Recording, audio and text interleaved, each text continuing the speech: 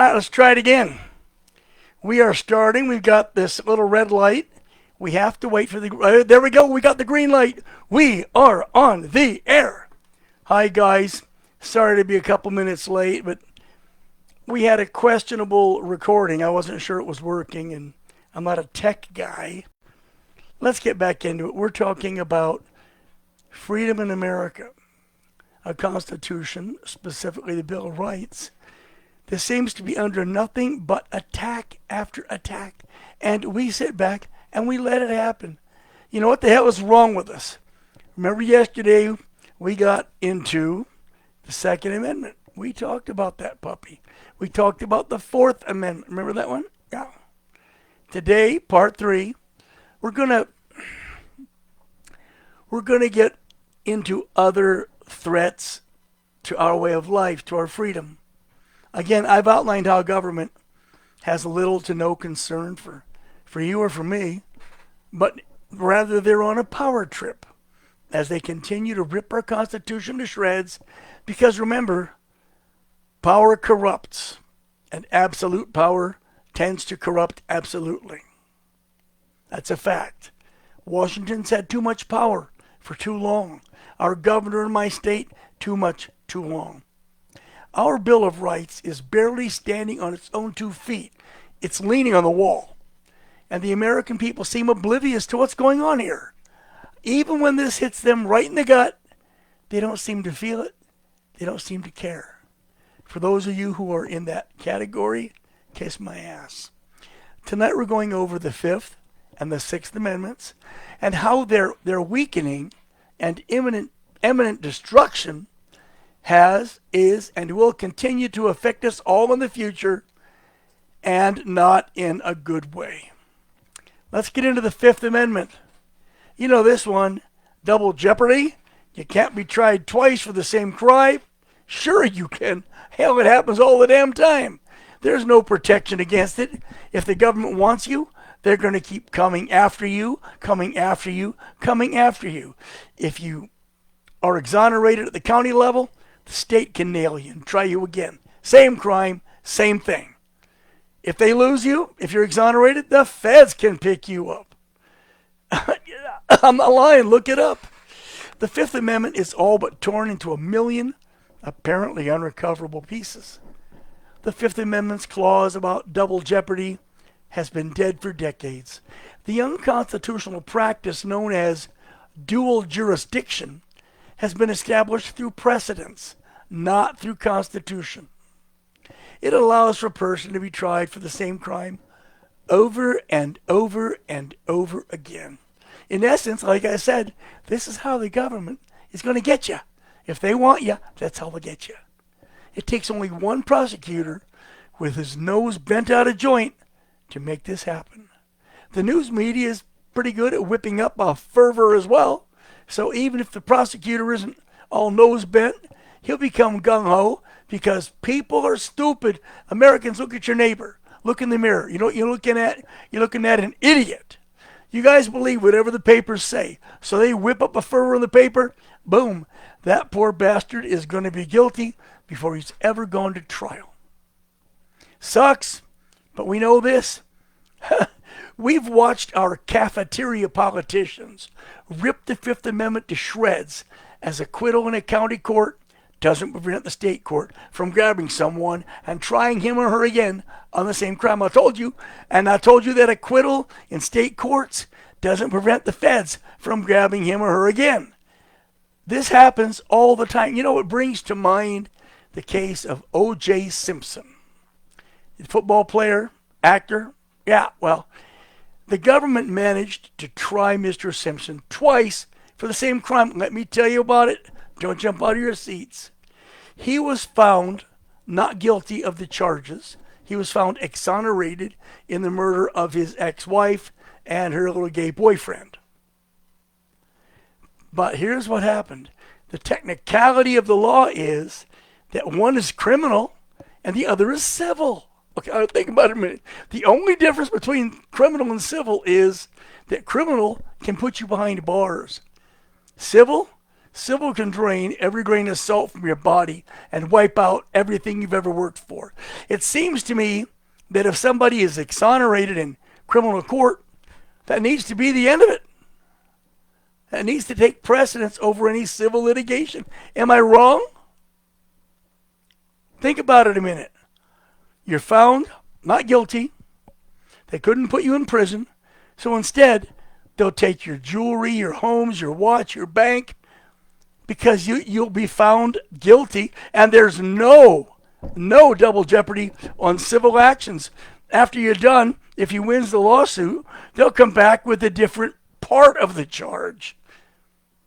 I'm just telling you, the Fifth Amendment has been reduced to a pile of shit. That's all. Try this, okay? Not a celebrity. Joe Lunchbox doesn't stand a chance in hell. You give him a public defender. That's the first problem. They're largely unqualified, underpaid, overworked, lacking sufficient resources, and they're afraid of the prosecutors. Yes, you're apt to get a lawyer who's scared of the other side, because many public defenders long for a job in the prosecutor's office. So it behoves them to not piss off too many people in the office of the prosecutor, because that's where they want to be one day, and if they're too much of a smartass, they'll never get on. That's a fact. Now let's go on to the Sixth Amendment. This is a standout, okay? This makes me want to laugh. We look at the right to a speedy trial. Speedy trial, my ass! You laugh so hard you're going to fall down thinking about it.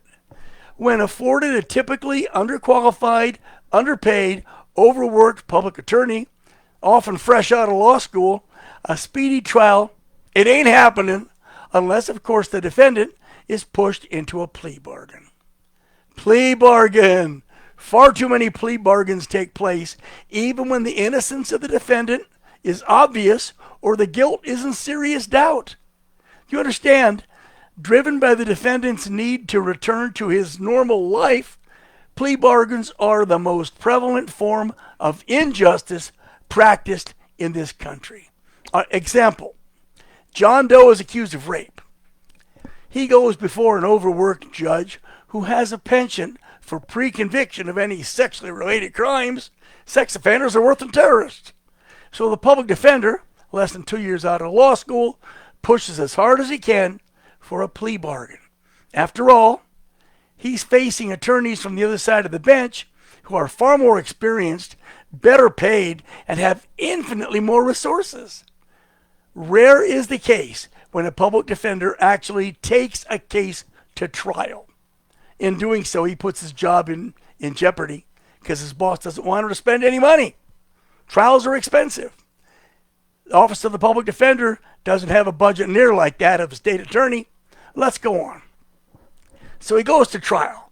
Even if this guy had Perry Mason as his lawyer and he went to trial, our judicial system is automatically going to believe the woman's story. Yeah, that's right. Even though it's a case of he said, she said, even with no more evidence than an alleged victim's testimony, a man can go to prison for a very long time. And when he gets out, he's a registered sex offender, which amounts to a life sentence. For the rest of his life, any criminal for that matter, will be denied any number of your God-given rights. We'll see this sex offenders, again, accused of rape, constitutionally guaranteed rights being cafeteria chosen and cafeteria denied as lawmakers and others select, twist, and deny those elements of the Constitution, all in pursuit of their own agendas. Forever registered, forever regulated, forever reviled, Joe Lunchbox's life is over. You understand, his innocence is of no interest to the courts. If he wants a jury, he'll be in jail, could be 2 years even. I've seen cases where people are waiting for a speedy trial and they're in jail for 1, 2, even 3 years, not just months. While your public defender, he's out there slow walking discovery. He's too busy with other cases, other pretrial procedures.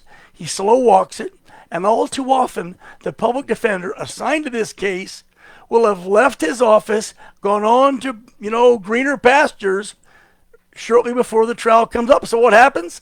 They give you another inexperienced public defender who has to look at the records, go through the discovery, slow walk you some more, completely unfamiliar with your case. That's justice?